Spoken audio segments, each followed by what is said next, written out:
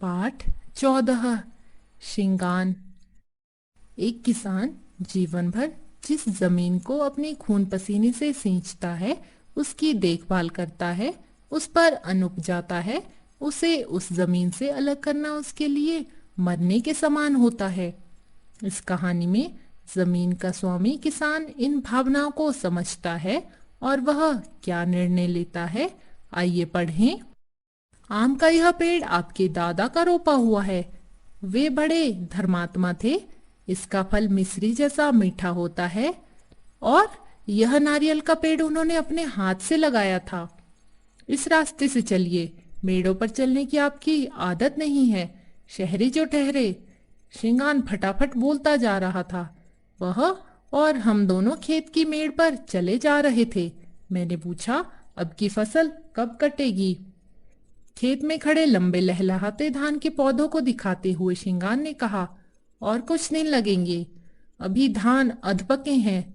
उधर पश्चिम की ओर कुछ कुछ पक गए हैं। यहाँ आम के साए में बैठ जाइए। अरे छोकरे, छोटे बाबू के लिए 2 डाब तोड़ ला। मैं डाब पीने का तरीका नहीं जानता था। सारे बदन पर पानी बहने लगा। यह देखकर शिंगान हंस पड़ा और हाथ का इशारा करके कहने लगा, नारियल के पत्ते को यूं कसकर पकड़ लीजिए और झट से औंधाइए। शिंगान मेरे दादा के जमाने से ही सारा खेत जोतता आ रहा है। शोकनूर गांव में वही सबसे बड़ा बूढ़ा रह गया है। उम्र उसकी 80 साल की बताई जाती है, लेकिन देखने पर वह 60 साल से ऊपर का नहीं लगता। उसके हाथ में उस जितनी ही लंबी बांस की लाठी रहती। खेती करना उसका धंधा था। भूरी जमीन में धान के पौधे रोपना उसकी दिनचर्या थी। हरे भरे छाती भर ऊंचे पौधों के बीच वह हमेशा किसी न किसी मेड़ को ठीक ठाक करता रहता और शाम को सांध्य तारा के साथ आंख मिचौनी खेला करता। हाथ की लाठी और कमर की लंगोटी उसकी सदा की साथिनी थी। वह सिर से पैर तक काला कंबल ओढ़े रहता, जैसे बरसात में लोग टाट से ढक लेते हैं। पांव में चप्पल, काला बदन, सफेद मूछें, सिर के बीच कुछ पके हुए लंबे बाल, यही उसकी रूपरेखा थी। बहू जी कुशल से है ना? बच्चा कैसा है?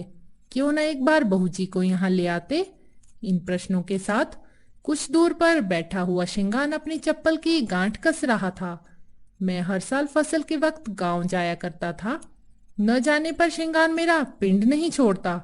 वह जो कुछ देता मैं ले जाता। आधी रकम तो जाने आने में ही लग जाती। शिंगान का इजारा मेरे दादाजी के जमाने में ही तय हो गया था। आसपास के खेतों के इजारों की रकमें अब दूनी हो गई थी। इस बार जब मैं गया तो गांव के सभी लोग मुझे यूं देखने लगे मानो वे मुझ पर कोई एहसान कर रहे हों। कुछ लोग मेरे पास आकर सलाह देने लगे। एक सज्जन ने कहा, आप कभी साल में एक बार यहाँ आते हैं, गांव की हकीकत आप क्या जाने। बूढ़ा किसान आपको इजारे के नाम आखिर कुछ देता भी है या नहीं? सारे गांव में इजारा बढ़ा दिया गया है। आपको शायद वह बूढ़ा धोखा दे रहा है। उन लोगों ने किसी दूसरे किसान को दूने इजारे पर मुकर्रर करने का वादा भी किया। नहीं जी, यह कौन सी बड़ी बात है। बूढ़ा बहुत दिनों से हमारा खेत जोत रहा है, उसी को रहने दीजिए। मेरी इस नरमी से उनका साहस कम हो गया। एक ने कहा, आप जरा चुप रहिए। यूं किसी का लिहाज रखने से कुछ नहीं बनेगा। सारा इंतजाम मैं खुद कर दूंगा।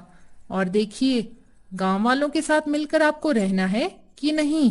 गांव वालों ने जो लगान तय किया है वह आपको भी तो मिलना चाहिए।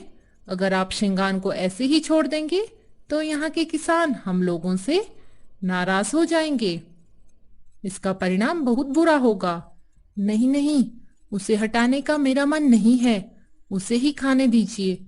मेरा गुजारा इस जमीन के भरोसे थोड़ी ही हो रहा है। उन लोगों ने ताने के ढंग से कहा, ओह ऐसी बात है, वाह, फिर यूं ही क्यों नहीं दे देते? तब आने जाने का यह फिजूल खर्च भी ना रहेगा। मैं हमेशा हर शख्स का मुलाहिजा रखा करता हूँ। कोई भी नया आदमी मिनट भर में मुझे नचा सकता है। मेरी आहिस्ता और चिकनी बातों से उन लोगों के कान पर जूं तक न रेंगी। उन्होंने किसी दूसरे किसान को मुकर्रर कर मेरे नाम इकरारनामा लिखाकर ला दिया। मेरे सामने एक बड़ी विकट समस्या खड़ी हो गई। मैं शिंगान से यह बात कैसे कहूं और उसे कैसे हटाऊं। दूसरे दिन खेत की ओर जा रहा था और सोचता जा रहा था कि शिंगान को ज्यादा बातें करने का मौका ही न दूंगा और बीच में ही कड़ाई के साथ अपनी बात सुना दूंगा। लेकिन 2-3 बार कहने की कोशिश करने पर भी बात मुंह से ना निकली, कंठ में ही अटक गई। शिंगान ने कहा, जीता रहूंगा तो अगले साल कुएं की पक्की जगत बनाकर पूर चलाने का भी बंदोबस्त कर लूंगा।